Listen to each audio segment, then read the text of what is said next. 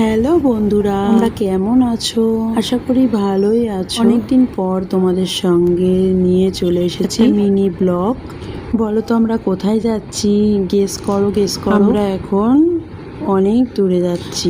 না অনেক দূরে না, যাচ্ছি নবদ্বীপে, মামার বাড়ি বৈষ্ণব সেবা দিয়েছে, তার জন্য আমরা সেইখানেই যাচ্ছি। যাবো ভেবেছিলাম, সকাল সকাল হয়ে গেল দুপুর, কিছু করার নেই। সব বোন দিদি সবাই আগে চলে গেছে, সবার লাস্টে আমি গিয়ে পৌঁছেছি। আর এই যে নবদ্বীপের গঙ্গাটা পার করলেই মামার বাড়ি, তার উঠে পড়েছি নৌকায় আর নৌকা পার করে একটুখানি হাঁটলেই মামার বাড়ি।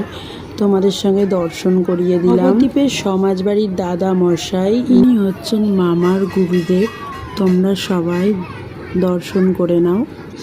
এরপরে আমরা প্রসাদ গ্রহণ করে মামার ঘরে বসেছিলাম। অনেকক্ষণ রেস্ট নেওয়ার পর আমরা বেরিয়ে পড়ব মাসির মেয়ের বাড়ির উদ্দেশ্যে। ওর বাড়ি পোড়ামাতলা কাছেই, গানতলায়।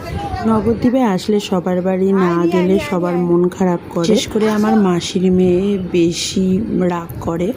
ওকে নিয়ে আমি পরে বলবো, এখন আমি কিচ্ছু বলবো না, তার জন্য নেক্সট ভিডিও দেখতে হবে। মাসির মেয়ের বাড়ি যাচ্ছি। ওর বোন ওই যে পেছনে, বোন ওটা আমাদের সবার ছোট, আর পেছনে আমার দিদি আছে, বাবা, আমার ছেলে, দিদির ছেলে, আর জামাইবাবু আর আমার হাজবেন্ড আগে চলে গেছে। নেক্সট ভিডিও দেখার জন্য আমার পেজটাকে ফলো রেখো, সুন্দর সুন্দর ভিডিও নিয়ে চলে আসবো।